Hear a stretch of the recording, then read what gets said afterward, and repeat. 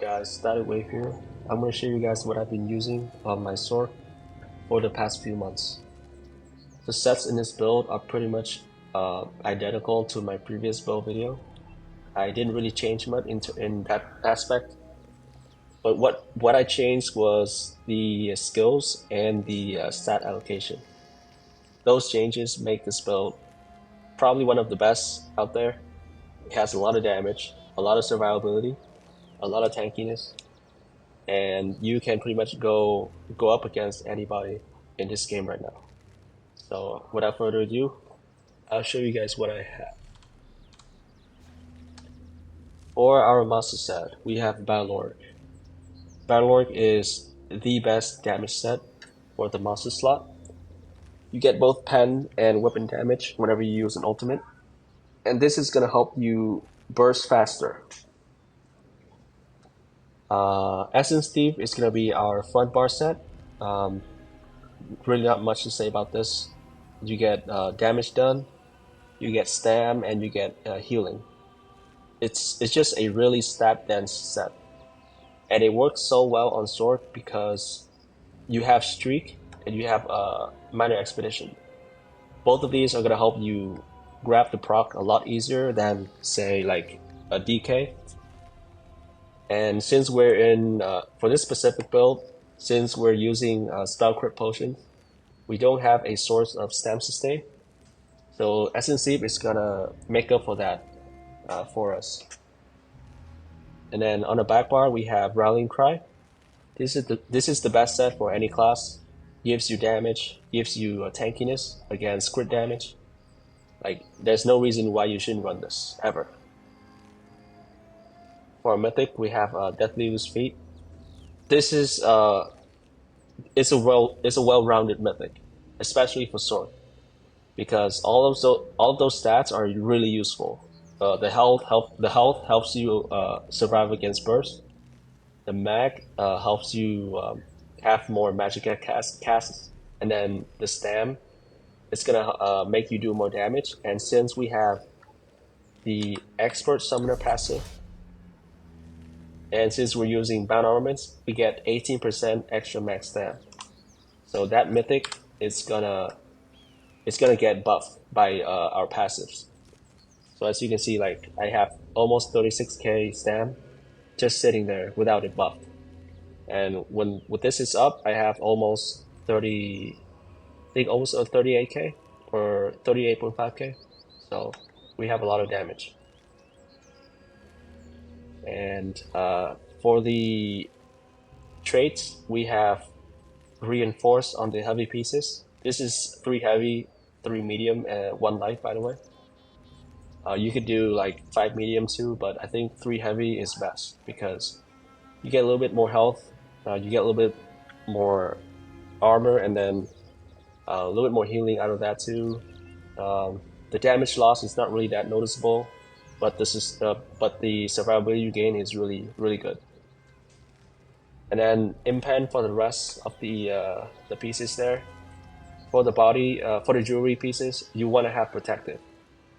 The reason I go protective instead of infused is because protective is currently the best trait for jewelries, because stacking armor in this game is more efficient than stacking damage. So like let's say for example I have 30k armor, right? Right now I have 33.3k armor fully buffed. Someone with 3 infuse is gonna have a harder time killing me than if I were to kill him. Simply because armor and just building tanky in general in this game gives you more, gives you more bang for your buck. So you want to go 3 protective instead of 3 infused. And then for the dual wield, we have Nerd and Sharp as usual.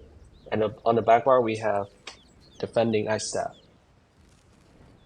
All prismatic glyphs on the body, all weapon damage glyphs on the jewelries.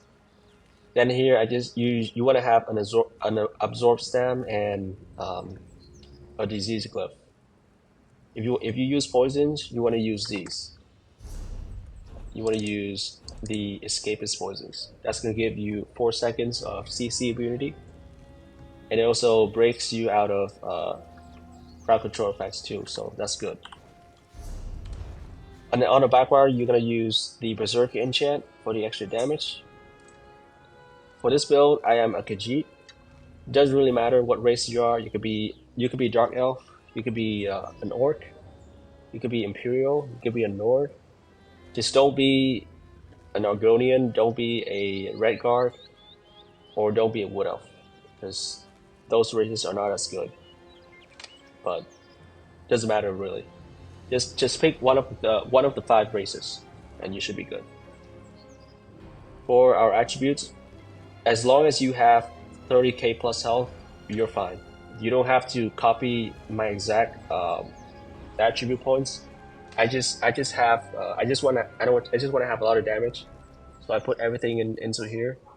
But I still have over 30k health because whenever Death Eater's proc, it's gonna give me 2.7k health, so I'm covered. For the food, I'm currently using Sugar Skulls because I feel fine sustaining with this food. But most people should probably use this Smoke Bear Haunch. Gives you recovery. So if you're less experienced with playing in a low sustain build, you should use this food. And I'm a Vamp 3. Even though it's nerfed, the mitigation is still good. And especially for this build, since I'm stacking a lot of mitigation sources, I think this is still valuable. And the Mundus is going to be Shadow. You want to use either Shadow, Thief, or Lady. Shadow and Thief will give you more damage, and Lady is the best for defense. Doesn't matter as long as you just have to pick one of the 3. You don't have to like follow exactly what I have. I just have Shadow here because I want more damage, but sometimes I swap to Lady to get more defense. And for the CPs, you can see right here I have Duelist Rebuff, Ironclad, Focus Mending, and Fighting Finesse. These 2 CPs are mandatory. You want to have these 2 to have the most mitigation possible. And then these are going to be flex spots. You could have Fighting Finesse here, you can have Focus Mending here. Sometimes I swap to the Cleanse CP. If I'm fighting someone with a lot of dots and debuffs, I swap to that one. And for the red one, you should have the 3 core red CPs: Survival Instincts, Sustained by Suffering, Pain's Refuge, and the last one you should have Fortified, because we're trying to stack armor in this build. The more, the better. So Fortified is there, but you could also use Rejuve if you need more sustain. You could also use Juggernaut or even Relentless. I wouldn't use Celerity because Sorc is already pretty fast, and you don't really need that much speed anyways. Now, what I really want to get into is the skills. This build is strong because of these 3 skills right here. Like everything else is standard. Like you have bound armaments, right? You have Surge, you have Hurricane, Dawnbreaker, Streak, Dark Deal, Vigor, Access. All like these are standard. I don't really have to cover these too much. But these 3, okay. Blood for Blood is your main spammable, and this is the best spammable on Sorc right now. The reason it's best is because it costs health. So basically, it's free. You don't waste stam or mag. Since it costs health, Surge is gonna give you healing whenever you crit, right? And since we're stacking multiple sources of dots, Surge is gonna cover the cost of this skill for us, and even give us back more health too whenever it crits. So this is essentially free. It has good damage, has good range, 7 meters, standard for melee range. It deals up to 75% more damage based on your missing health. So, like, if I get low, you can see right here, I do more damage. And since it costs health, basically free, what you could do a lot of times is you could block cast. You could block cast, and you're essentially blocking most of your opponent's damage while bursting them back. Like, I do this a lot on this build, and sometimes I greed. It's called greed scratches. Like you greed for those low health, big damage blood for blood cast, and this is gonna surprise a lot of people. Like if they see you low, and they go on the offense for too long, you're just gonna chunk them with a big, hard hitting blood for blood, and get them to like half health or maybe. This is really strong, and it also applies the uh, the hemo status effect. So like it's I don't know what else to say. It's really strong. And the fact that on Sorc specifically, you have this passive, persistence. After blocking an attack, your next health ability costs 15% less. So if I block someone while going on the offense, I lose less health. So like this skill is perfect on this class.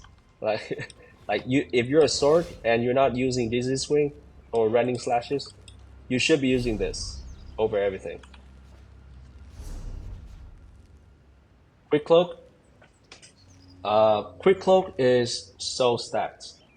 You get an AoE dot, you get major evasion, and you also get major expedition, and it lasts for 30 seconds. So this plus hurricane, it's gonna help you proc surge more, and that's great because it's gonna help you heal whenever you use blood for blood. So the reason I use quick cloak here is because it gives you two important major buffs, and it also deals AoE damage. And last but not least, Vibrant Shroud. Vibrant Shroud, it's a low key strong, really strong burst heal. Most people use Hardened Ward because Ward is OP, but Shroud is just overlooked. It costs it costs a lot, but if you take into account of this passive right here, whenever you block cast, it's gonna cost less, and it's amazing on this build because it's AoE first of all. It also procs blood magic. So if you combine this tooltip with this, it has the same tooltip as a single target burst seal, while also applying major maim and minor vitality, both of which are AoE. So this is, I think, is one of the best burst heals out there, and it's overlooked. I mean, it's not used because people think Hardened Word is better, but I think this Loki is probably up there in terms of power and density. So this plus all of our mitigation makes us really tanky. And then we have a lot of damage from stacking, Essence Thief, Balor, a lot of damage stats. Plus Blood for Blood that can also deal up to 75% more damage. Plus Bound Armaments, we deal a shit ton of damage. And I'm gonna show you guys that later in a gameplay clip. But this is pretty much the build. I've tried to use other sets, but nothing come close. Nothing comes close in terms of stat density and and just sheer damage and survivability. So this is what I currently use. I think I think I'm gonna stay with this for a long time until ZOS nerfs it or introduces another broken set. But for now, this is gonna be what I use. So let me know what you guys think, and I'll see you guys next time. Peace.